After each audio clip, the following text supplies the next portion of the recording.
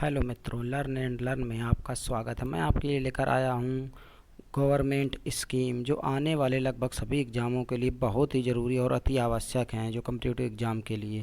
तो चलो आइए स्टार्ट करते हैं। स्टार्ट करने से पहले चैनल को सब्सक्राइब कर दें और बेल आइकन का बटन दबा दें। चलो स्टार्ट करते हैं। पहली योजना है आपकी ग्राम उज्ज्वला योजना। ग्राम उज्ज्वला योजना ये 19 मार्च 2021 को केंद्रीय ऊर्जा मंत्री राजकुमार सिंह ने भारत के ग्रामीण क्षेत्रों में सबसे सस्ते एलईडी बल्ब प्रदान करने के लिए ग्राम उज्ज्वला योजना का शुभारंभ किया था। और दूसरा, योजना के तहत पहले 5 राज्यों में की गई आरा, बिहार, वाराणसी, उत्तर प्रदेश, विजयवाड़ा, आंध्र प्रदेश, नागपुर और महाराष्ट्र, पश्चिम गुजरात के गांवों में ग्रामीण परिवारों को सस्ते दाम पर 1.5 करोड़ एलईडी बल्ब प्रदान किए जाएंगे। योजना के तहत सरकारी एनर्जी एफिशिएंसी सर्विसेज लिमिटेड की subsidiary unit convergence energy services limited C C E S L ये इंपॉर्टेंट है, गांव में ग्रामीण परिवारों को 10 रुपये प्रति बल्ब की दर से एलईडी बल्ब उपलब्ध कराएगी। इस योजना के अंतर्गत 3 साल की गारंटी के साथ 7 वाट और 12 वाट बल्ब के एलईडी बल्ब ग्रामीण परिवारों को दिए। ये बल्ब पुराने 100 वाट के परंपरागत बल्बों को जमा करने के दिए जाएंगे। ग्राम उज्ज्वला के तहत ग्राहक अधिकतम 5 एलईडी बल्ब प्राप्त कर। प्रोग्राम का फाइनेंस पूरी तरह कार्बन डेटिंग पद्धति पर है।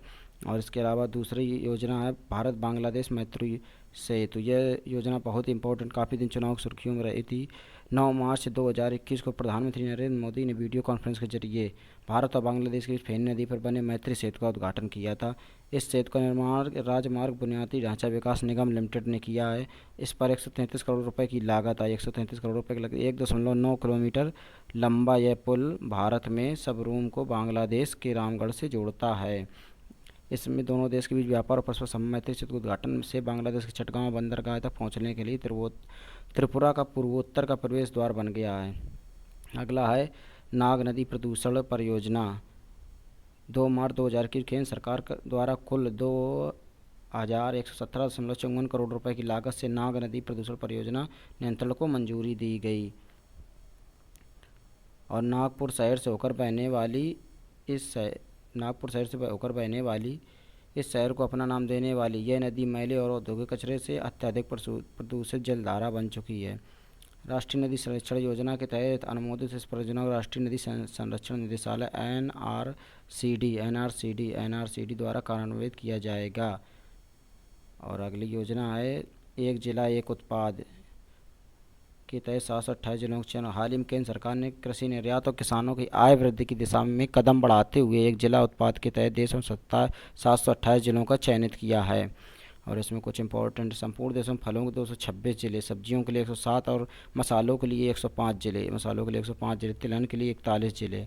चलो इतना इंपॉर्टेंट नहीं, आगे देखते हैं। राष्ट्रीय शहरी डिजिटल मिशन 23 फरवरी 2021 को केंद्र सरकार ने आवासन और शहरी कार्य मंत्रालय तथा इलेक्ट्रॉनिक सूचना प्रौद्योगिकी मंत्रालय के संयुक्त तत्वाधान राष्ट्रीय शहरी डिजिटल मिशन का लॉन्च किया। ठीक, आगे इसका लक्ष्य 2024 तक है। आगे असम में महाबाहु ब्रह्मपुत्र परियोजना की शुरुआत 18 फरवरी 2021 को प्रधानमंत्री नरेंद्र मोदी ने वीडियो कॉन्फ्रेंस के माध्यम से असम में कनेक्टिविटी के उद्देश्य से महाबाहु ब्रह्मपुत्र परियोजना की शुभारंभ किया। तो ये नरेंद्र मोदी द्वारा, अगर क्वेश्चन एग्जाम में आएगा असम महाबाहु ब्रह्मपुत्र परियोजना की शुरुआत किसने की, तो ये प्रधानमंत्री नरेंद्र मोदी द्वारा वीडियो कॉन्फ्रेंस से उद्घाटन हुआ 18 फरवरी 2021 को। इसके अंतर्गत छोटी बड़ी परियोजनाओं को शामिल किया गया। असम के धुबरी मेघालय से फुलवाड़ा के बीच किया गया। अगला है, देखते हैं। फुलवाड़ा के बीच लंबा पुल जो देश का सबसे लंबा पुल होगा। इसके अलावा तटों के बीच की दूरी को कम करने के लिए रोपैक्स सेवाएं शुरू की जाएंगी। इसके बाद है टेलीकॉम सेक्टर के लिए पीएलआई स्कीम मंजूरी। यह 17 फरवरी 2021 को इसका नरेंद्र मोदी ने अध्यक्षता की कमेटी ने की था। टेलीकॉम सेक्टर के 12,195 करोड़ की production link incentive PLI scheme को मंजूरी दी है। तो चलो आगे बढ़ते हैं। टेलीकॉम इतना ज़रूरी नहीं है पेपर के लिए।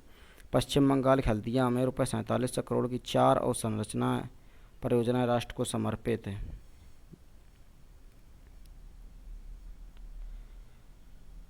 प्रधानमंत्री ने 7 फरवरी 2000 के पश्चिम बंगाल के हल्दिया में 4700 करोड़ की 4 बुनियादी ढांचा संरचना राष्ट्र को समर्पित। प्रधानमंत्री ने इंडियन ऑयल कॉरपोरेशन लिमिटेड की हल्दिया रिफाइनरी, दूसरी कैटोलिक इंसोडेवेक्सिंग यूनिट की आधारशिला रखी।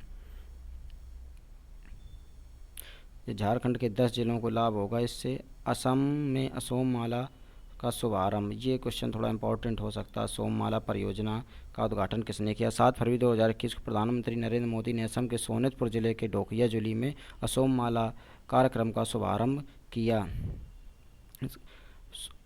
असम के स्वास्थ्य ढांचे को बढ़ावा देने के लिए विश्वनाथ चराई देवी मेडिकल कॉलेज एवं अस्पतालों की नींव रखी गई। चलो आगे देखते हैं।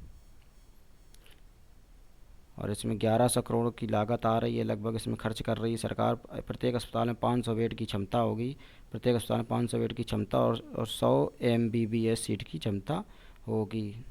और अगली योजना है भारत की पहली भूतापी विद्युत परियोजना। भारत की पहली भूतापी विद्युत परियोजना हाल ही में भारत की पहली भूतापी विद्युत परियोजना पूर्वी लद्दाख के पोगा गांव में स्थापित की जाने वाली है। ये क्वेश्चन इम्पोर्टेंट है। और पायलट प्रोजेक्ट के पहले चरण में 1 मेगावाट बिजली उत्पादन क्षमता उत्पन्न की जाएगी। और इसका त्रिपक्षीय समझौता 1GC और LHDC लेह और लद्दाख के विद्युत विभाग के बीच हुआ ये समझौता। और हर घर पानी हर घर सफाई मिशन लॉन्च। हर घर पानी हर घर सफाई, ये पंजाब में कैप्टन अमरिंदर सिंह जो मुख्यमंत्री थे, पंजाब के मुख्यमंत्री, उन्होंने लॉन्च किया है। और हर सभी ग्रामीण घरों में 100% पाइप जल आपूर्ति की जाएगी। इस योजना से अमृतसर, तरनतार और गुरदासपुर जिलों के 155 गाँवों के 1.6 लाख से अधिक निवासियों को लाभ होगा। महात्मा गांधी राष्ट्रीय फेलोशिप परियोजना बहुत इंपॉर्टेंट है। MGNF कार्यक्रम 2021 से 23। हाल ही में कौशल विकास और उद्यमशीलता मंत्रालय ने भारत के सभी जिलों में भारतीय प्रबंधन संस्थानों IIM के साथ साझेदारी महात्मा गांधी राष्ट्रीय फेलोशिप MGNF कार्यक्रम की शुरू किया है।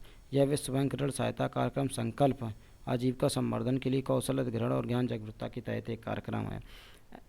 MGNM के पहले पायलट में 69 जिलों में 69 फेलोज काम कर रहे हैं। मंत्रालय अब MGNF का विस्तार देश के सभी जिलों में कर रहा है। और इस कार्यक्रम के तहत चयनित अध्येताओं को प्रथम वर्ष के दौरान 50,000 रुपये प्रतिमाह और दूसरे वर्ष के दौरान 60,000 प्रतिमाह वजीफ़ा दिया जाएगा। ये इम्पोर्टेंट बहुत है। मिशन पोषण 2.0 1 फरवरी 2021 को वित्त मंत्री निर्मला सीतारमण ने बजट 2021 के दौरान पोषण 2.0 की घोषणा की। चलिए अगला, और इसमें आगे मिशन पोषण 2.0 सामग्री में सुधार और वितरण प्रणाली के सुधार के लिए लॉन्च किया गया है। नई वाहन कबाड़ नीति का ऐलान 1 फरवरी 2021 को वित्त मंत्री निर्मला सीतारमण ने बजट 2021 के दौरान पुराने प्रदूषण फैलाने वाले वाहनों को हटाने के लिए बहु प्रतीक्षित स्वैच्छिक वाहन कबाड़ नीति व्हीकल स्क्रैप पॉलिसी घोषणा की, जो 1 अप्रैल 2022 से लागू। इसके तहत 15 साल पुराने कमर्शियल व्हीकल को स्क्रैप किया जाएगा, यानी उन्हें सड़कों पर चलने की अनुमति नहीं होगी।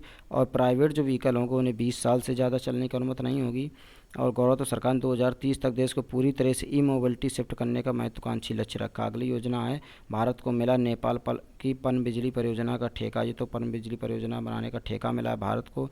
और अरुण पनबिजली परियोजना का ठेका भारत के सतलज जल विद्युत निगम लिमिटेड को देने का निर्णय लिया है। सतलज जल विद्युत निगम लिमिटेड को देने का निर्णय लिया है। ये नेपाल के प्रधानमंत्री KP ओली शर्मा की अध्यक्षता में इस बात का फैसला हुआ था। चलो अगली योजना वेस्टर्न डेडिकेटेड फ्रेट कॉरिडोर। ये बहुत इंपॉर्टेंट ये भी है। वेस्टर्न डेडिकेटेड फ्रेट 7 फरवरी 2021 को प्रधानमंत्री नरेंद्र मोदी ने western dedicated freight corridor WDFC के 306 किलोमीटर लंबे रेवाड़ी मदार खंड को वीडियो कॉन्फ्रेंस के माध्यम से राष्ट्र को समर्पित किया। उन्होंने इस मार्ग पर double stack long haul container train को भी हरी झंडी दिखाकर रवाना किया। रेवाड़ी मदार सेक्शन की लगभग 79 किलोमीटर की लंबाई का विस्तार हरियाणा के रेवाड़ी और महेंद्रगढ़ जिलों में तथा लगभग 227 किलोमीटर खंड राजस्थान के अजमेर, जयपुर, सीकर, अलवर और नागौर जिलों में है। डबल स्टैक कंटेनर को रवाना करने के साथ दुनिया के उन चुनिंदा देशों में शामिल हो गया जिनके पास ये सुविधा उपलब्ध है। अगला क्वेश्चन, कोच्चि मंगलुरु प्राकृतिक गैस पाइपलाइन का उद्घाटन। 5 फरवरी 2021 को किसने किया था? प्रधानमंत्री नरेंद्र मोदी ने किया था। इस परियोजना की लागत कितनी है? 3,000 करोड़ रुपए। और के साथ one nation one gas grid, ये भी पूछा जा सकता है। One nation one gas grid के निर्माण की दिशा में एक महत्वपूर्ण उपलब्धि है। गौरतलब 450 किलोमीटर लंबी पाइपलाइन है ये। 450 किलोमीटर लंबी pipeline 10.2 lakh metric standard cubic metre पर वहन की इसमें क्षमता है। और आगे देखते हैं, उत्पादन लिंक्ड प्रोत्साहन योजना।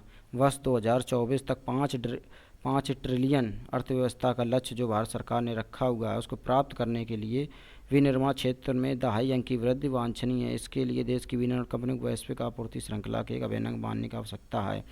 आत्मनिर्भर भारत के अंतर्गत विनिर्माण देश में वैश्विक चैंपियन में 13 क्षेत्रों की PLI योजना के लिए नई पहचान। इस दिशा में केंद्रीय मंत्रिमंडल स्वीकृत 7 अप्रैल 2020 तक 9 क्षेत्रों के लिए उत्पादन लिंक्ड प्रोत्साहन योजना घोषित हो गई है। क्रियान्वयन एजेंसी PLI योजना संबंधित मंत्रालय विभागों द्वारा लागू की जाएगी।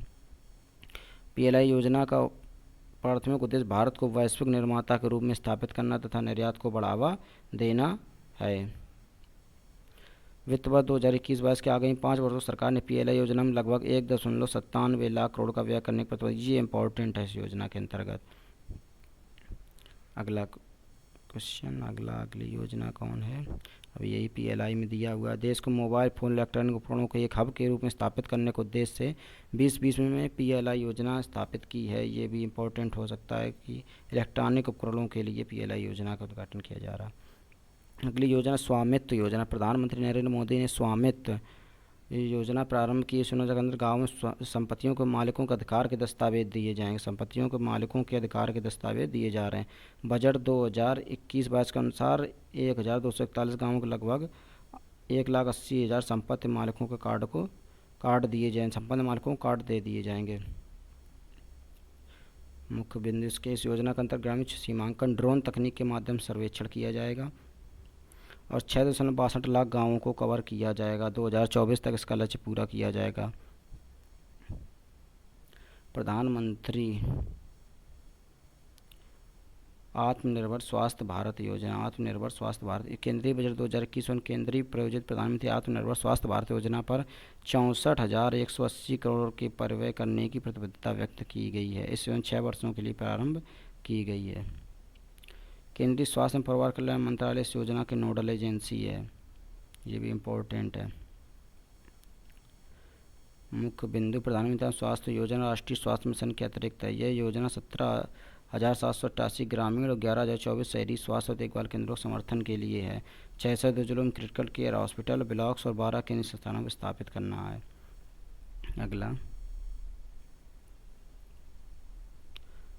स्वच्छ भारत मिशन ग्रामीण 2.0। प्रधानमंत्री मोदी की अध्यक्षता में स्वच्छ भारत मिशन ग्रामीण 2.0 2024 से 2025 के लिए मंजूरी दी गई है। आगे इसका मुख्य ग्रामीण क्षेत्रों में खुले शौच मुक्त करना प्लस ODF प्लस बनाना, जिसमें ODF निरंतरता तथा ठोस तरल अपशिष्ट प्रबंधन भी शामिल है। इसकी एजेंसी जल शक्ति मंत्रालय। इसकी एजेंसी कौन? जल शक्ति मंत्रालय। ये जरूर पूछा जा सकता है। स्वच्छ भारत मिशन किस मंत्रालय के अंतर्गत है? तो यह जल शक्ति मंत्रालय के अंतर्गत। इसके मुख्य बिंदु क्या है? SBMG 2.0 वो 1,40,881 करोड़ के कुल परिव्यय मिशन मोड में कार्यान्वित किया जाएगा। इस कार्यक्रम के अंदर घरेलू शौचालय के निर्माण को बढ़ावा देने के लिए मौजूदा मंडलों के अनुसार पात्र घरों को 12,000 राशि प्रदान की जाएगी। और केंद्र और राज्य के बीच सभी घटक फंड शेयरिंग आधारित होकर हिमालयी राज्य जम्मू कश्मीर में 90% केंद्र सरकार देगी और 10% राज्य सरकार, और राज्यों और बाकी अन्य राज्यों के लिए 60 और 40 का एवरेज रहेगा। और कुछ संघ क्षेत्र है वहाँ 100% केंद्र सरकार देगी। और स्वच्छ भारत मिशन शहरी, ये स्वच्छ भारत मिशन शहरी मिशन है। इसके अंतर्गत क्या होगा?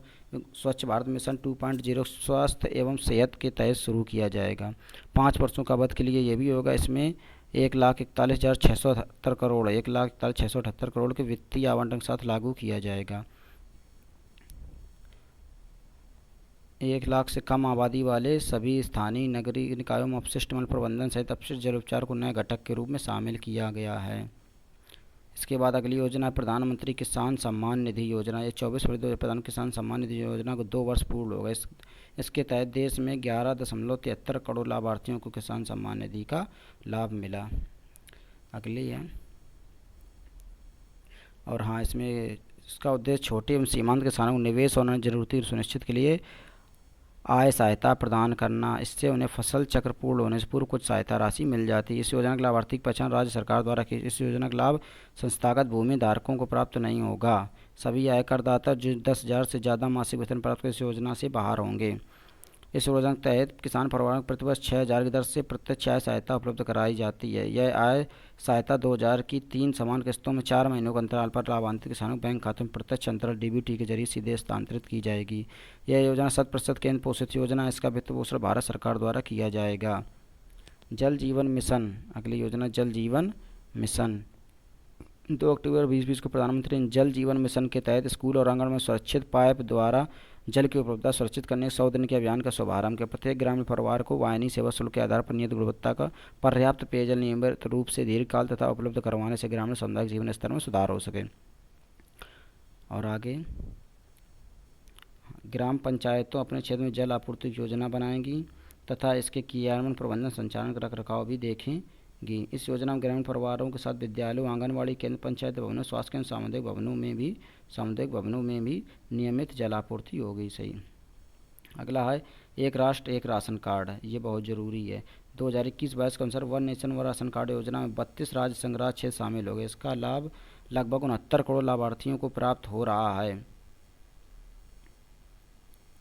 यह योजना संपूर्ण देश में खाद्य सुरक्षा पोर्टेबिलिटी उपलब्ध कराएगी। आप कहीं भी आप अपने राशन कार्ड में अंगूठा लगा करके मशीन से ले सकते हैं, कहीं भी, चाहे आप कहीं भी रह रहे हों, दिल्ली या कहीं भी। खाद्य सुरक्षा अधिनियम 2013 का बेहतर क्रियान्वयन सुनिश्चित करती है ये योजना। दीनदयाल उपाध्याय ग्रामीण कौशल योजना 25 सितंबर 2020 को अंत्योदय दिवस के अवसर पर भारत सरकार के ग्रामीण विकास दीनदयाल उपाध्याय ग्रामीण विकास कौशल योजना। इस यह योजना 15 से 35 वर्ष के गरीब परिवारों को ग्रामीण युवाओं को विशिष्ट रूप से केंद्रित है कौशल भारत मिशन में भाग लेने के लिए। चलो अब आगे इसका दूसरा पार्ट आगे लाएंगे दोस्तों। तो इस चैनल को सब्सक्राइब करें। अगर आपको ये अच्छी लग रही है तो इस चैनल को सब्सक्राइब करें और कमेंट जरूर करें कि चैनल को शेयर ज़रूर करें। धन्यवाद।